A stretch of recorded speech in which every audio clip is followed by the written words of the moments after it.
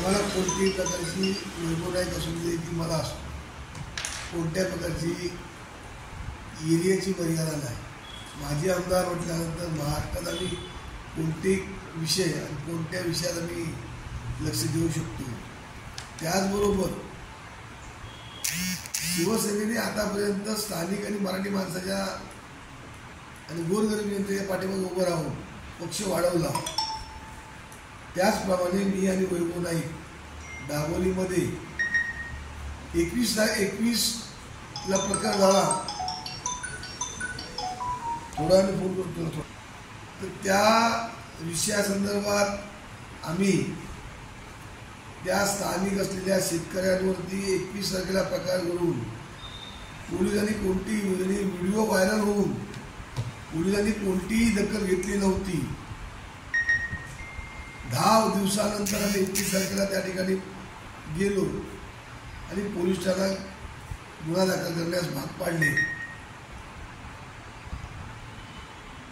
त्यावेळीच माननीय पक्षप्रमुख उद्धव ठाकरे यांनी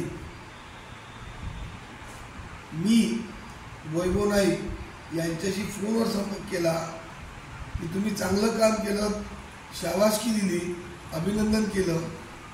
आणि तसंच स्थानिक असलेल्या त्या शेतकऱ्यांशी बोलले आणि त्यांना सांगितलं की शिवसेना तुमच्या पाठीमागे उभी आहे. एवढं सर्व प्रकार घडल्यानंतर एवढा सर्व प्रेस घेण्याच्या खटाटोप करण्यापेक्षा पूजा चव्हाणच्या केसमध्ये आम्ही सावंतवाडीमध्ये मी वैभव नाईक, सतीश सावंत, बाबूराव दुनी किंवा राहुल एकत्र आम्ही होतो. तर एकत्र खेळीमेळीने चर्चा करता आली असती. त्यात काय वैभव नाईकाचा स्वार्थ नव्हता आणि माझाही स्वार्थ नव्हता. त्या असलेल्या शिरोडकर कुटुंबाला न्याय मिळावा आणि जे परप्रांतीय या ठिकाणी स्थानिक माणसावर अन्याय करतात त्याला न्याय द्यावा, या दृष्टिकोनातून आम्ही वैभव नाईक त्या ठिकाणी आलो होतो. पूजा चव्हाणच्या केसमध्ये आम्हाला जर या लोकांनी विचारलं असतं बाबा आम्हाला बोलायचं आहे, आम्ही विचारू शकलो असतो. ठीक आहे, आमची उद्धव ठाकरेंकडे पण तक्रार करू शकले असते, पण ती वृत्तपत्रातून मांडून नाही. तर या सर्व प्रकरणात मुंबईचा एक दलाल येऊन गेला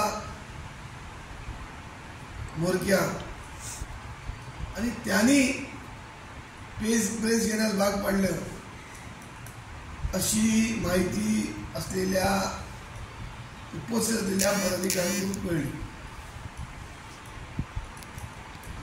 तर या सर्व गोष्टींमुळे आणि बातम्या आल्यामुळे अनेक ठिकाणच्या स्थानिक नागरिकांनी आणि स्थानिक शेतकऱ्यांनी, मग त्यात सासोली असून दे, पिंगुळी असून दे, या ठिकाणच्या शेतकऱ्यांनी आम्हाला संपर्क साधून आम्हाला तुमची मदत लागेल, शिवसेनेची मदत लागेल आणि आम्ही त्याला शब्द दिलेला आहे की तुम्ही इकडे स्थानिक जमीनदार आहात, त्याच्या पाकिटमध्ये आम्ही उभं राहण्यासाठी कायम उभे राहणार आहोत, तुमच्या पाठी कायम उभे राहू. लवकरच सासोलीमध्ये पण लोकांची भेट घेण्यासाठी मी वैभव नाईक, सतीश सावंत सासोलीमध्ये जाऊ. पण या सर्व प्रकरणात जिल्ह्यातला एक डॉक्टर ज्यांनी डॉक्टरकी पेशा सोडून जमिनीचे दलाल बनण्याचा प्रयत्न केला आहे, तो जमिनीचा दलाल असलेला डॉक्टर या सर्व पक्षाच्या पदाधिकाऱ्यांना चालवत असेल तर डॉक्टरांनी ज्या ज्या ठिकाणी जे स्थानिकांवरती अन्याय करून जे प्रकार करतायत आणि त्याला सत्ताधारी आमदार, पालकमंत्री यांचा पाठिंबा आहे, काही लोकांचं सांगितलं पार्टनरशिप आहे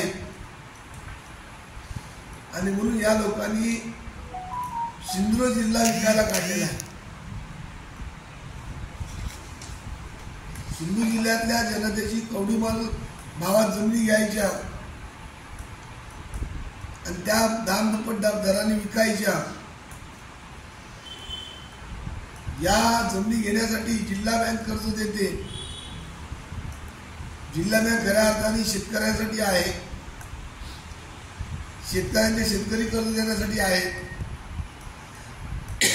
पण जिल्हा बँकेने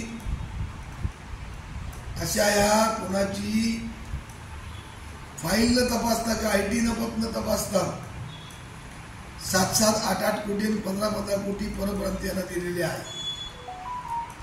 ही चौकशी करून आम्ही नाबार्ड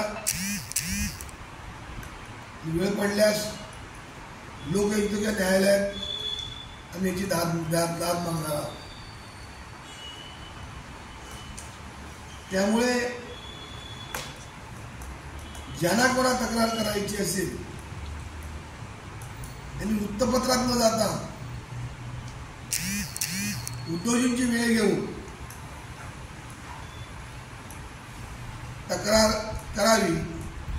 पण त्या प्रेसमुळे बऱ्याच लोकांनी मला आणि वैभव नाईकांना संपर्क साधला. मी परवा वैभव नाईकांबरोबर नव्हतो, मी त्या दिवसापासून बाहेर होतो, आज आलो आहे. त्यामुळे हे माझं म्हणणं मी आपल्यासमोर देत आहे. तर आम्हाला कोणतीही मर्यादा नाही. आमची मर्यादा ही महाराष्ट्र आहे. महाराष्ट्राचे आम्ही माझे आमदार आहोत आणि जो आमच्याकडे येईल असे प्रश्न घेऊन त्याच्या पाठीमागे स्थानिक म्हणून आम्ही त्याच्या पाठीमागे उभे राहणार. हा आमचा निश्चय आहे. वैभव नाईक असू दे, मी असू दे, सतीश सावंत असू दे.